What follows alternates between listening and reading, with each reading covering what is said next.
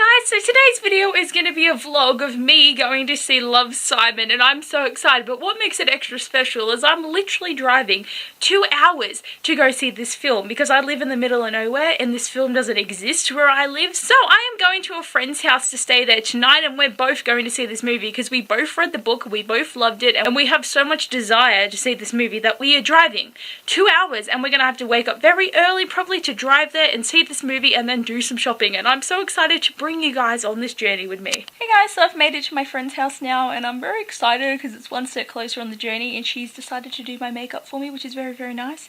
She's just out in the other room at the moment, but we are getting very pumped to see Love, Simon, and I can't wait to get there tomorrow. So guys, it is the next day, Wednesday, and we are going to the movies today. We've just woken up a little while ago and now we're going to be getting in the car to go drive to Canberra, and it's happening. We've had the next day, we've slept, and we're going, and I'm so excited.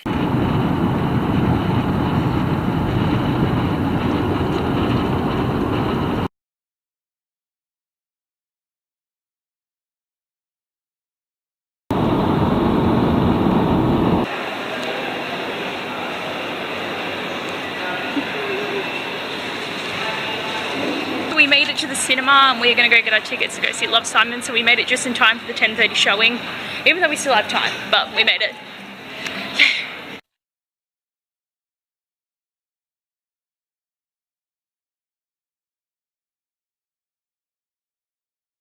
So we just finished watching Love, Simon. I had to get something out of my car, but that movie was literally amazing. I cried, I think, at least 6 times. That was so sad though, wasn't it?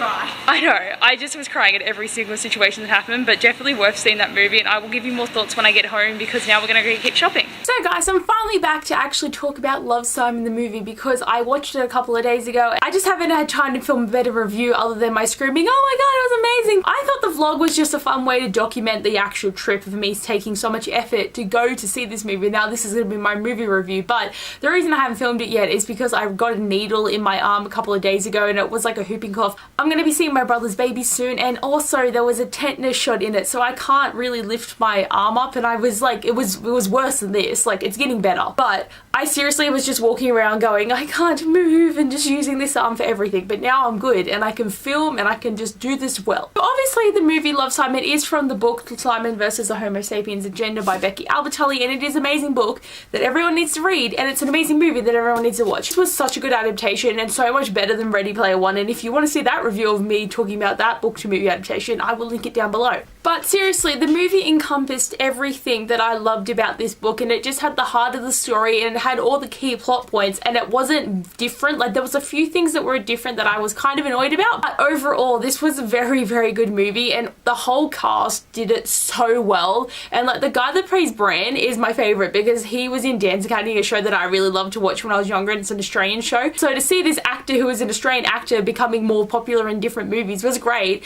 and also for the fact that he came out as bi because of this movie, like, I was like, what? And then you've got Nick Robertson, who is becoming the king of YA at the moment, but I love him so much, so I don't even care that he's been in like every movie ever right now, but he did such a good job playing Simon, and it's just exactly how I wanted it to be, and just, it was amazing. So like, this story is something that we don't ever really see much. Like, it's in books a lot, but movies don't really do a lot of stories about people that are learning about themselves and discovering who they are and trying to tell people that they are gay or a lesbian and just different from what people have always perceived them, and it's not a bad thing. And I love the way that this movie did have the reactions of people, and it really did shine a light on how homophobic some people can be and how horrible it is to be at school sometimes. It's understandable that some people don't want to come out in their school life because at the time school is the most important thing to some people, and to be away from it and to finally be able to be who you want to be is very interesting. And I did love the like battle that Simon had of wanting to tell people but not sure how he can do it, and he's always been one thing with his family and his friend, and to become someone completely different to them when he isn't really different. Such an amazing journey in this movie, and like, oh, I just loved it so much. I love the relationship that he had with his friends and his family. Like, his family was great and so supportive, and they did it so well and very true to the book, because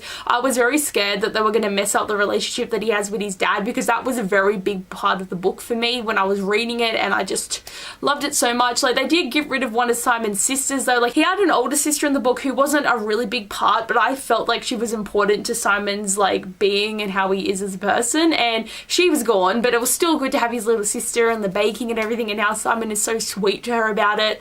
Love that. And I love that you've got Abby and Nick, and like how Nick is a person of color in the movie, like he wasn't in the book, and I love that addition to it. And Abby is a person of color like she should be. Leah was very true to her character and in the way that she does things and how she reacts. But just saying, was she like overweight at all in this? Like, I'm not sure in the book if she was just a bit overweight, and that was like not a big part of her character, but just a bit diverse from having the really skinny chick that's always a character in every single book, because I don't know, like I think she was a little bit overweight, and I kind of really enjoyed that about her character, and she was like able to just be like, yeah, so what everyone, you don't have to judge me, this is me and I can be what I want. And something I was really worried about before watching the movie was I wasn't sure if they were gonna have the whole Martin blackmailing Simon, because it kind of started a bit differently. Simon found Blue through like a website thing, and he started messaging him and he made comments and they started talking well before everything. But in the movie they added that this character Blue was outed on the school's gossip website, and then Simon emailed him directly and then they started talking. So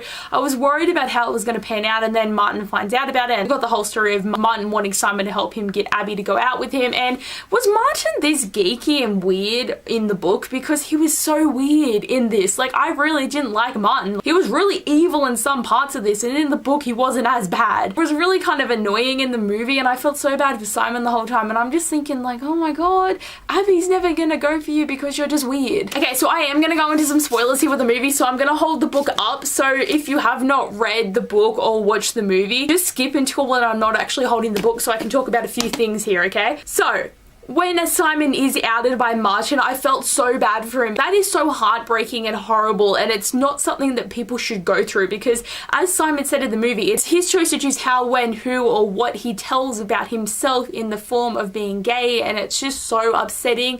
And it got so bad too, because the one thing that annoyed me too is his friends turned on him when they found out that Martin was actually blackmailing Simon, and they're just like, well, because Simon did do a few bad things, like trying to get Leah to go with Nick, and then saying lies about Abby and making Nick not ask Abby out. But yeah, that was shitty, and he was just trying to protect the person that he loved in Blue. But honestly, when they turned away from him, that behavior could cause Simon to actually physically hurt himself, or even worse, kill himself. And they just turned on him, and they just did not support him during this time. And Leah's there upset because Simon told Abby first that he was gay, and that was a big part of the book. I'm so mad that they just turned on him, because like, yes, in the book they were angry, but they didn't turn on him, and I was so distraught. I was in tears during this movie because I couldn't believe the behavior of his supposedly best friends. And at the end, they all just come back and they're like, so Simon, you want to go for a drink? And I'm like, what? He's just been through hell and back, and that's all you want to talk about? Like, what is this shit? And the other issue I had was that Leah in the movie is in love with Simon, and in the book it's Nick. And I'm so annoyed, because that's where a lot of the tension comes from, Nick and Leah and Abby. That is a great story. That was so interesting, and it made me feel really sad for Leah, but I also wanted Nick and Abby to be together, and then with the whole Martin wanting to be with Abby, like that was really good. But in the movie, when it's just like, when Leah's like, I was in love with you, Simon, I was just like, come on, that is just not right. It was not right at all, and I was so annoyed that they went in that direction. Like, maybe it makes sense in a movie form, but it just added so much stupidity to that ending, and I was just like, oh my god, seriously, what is this? And before, when I touched about it too with his relationship with his dad, in the book his dad was always making jokes about gay people before Simon came out, and he was always being a bit rude about it, and when he did come out he did make a joke, and it was really upsetting, I feel, for Simon, because his dad just didn't know that his behaviour was really wrong. And then at the end, like in the movie, they did a really good job of his dad really being upset and saying, I'm so sorry that I ever made fun of you or was a horrible parent. And then when he started crying, I was crying, and in the book they handled it really well too, because it was so hard for Simon to be around his dad.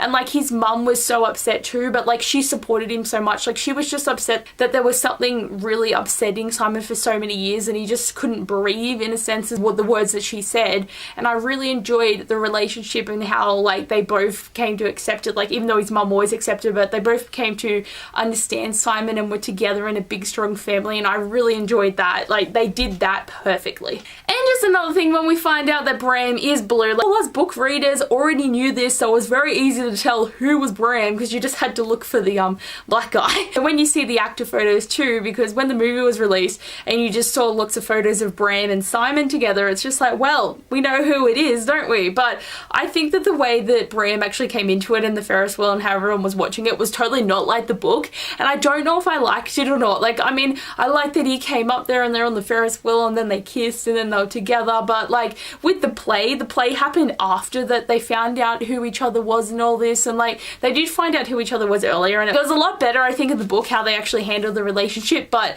it was cute and bittersweet in the movie though, how they were just like together and then they got coffee together at the end and they were just happy. And like having the story too is how he was trying to figure out who it was and he was going through all these other people, but we knew it was Bram. Like we just knew it was Bram the whole time. So yeah. But anyway guys, that's all I wanted to say about the movie and the story and the whole thing. It was amazing and I had a really good time. It was so worth the 6-hour or so drive that I had to do to get there and back. And I had a lot of fun watching it with my friend because we both read the book and we both enjoyed it, and just, yes, it was a great movie and I just wished I lived closer. But the other book to movie adaptation I really want to see is Every Day by David Lithian, and I feel like I might make a trip to Canberra to see that one too. Now that I've done it once, I can do it again. But anyway guys, thanks for watching this video. I hope you enjoyed and I'll see you guys later. Bye!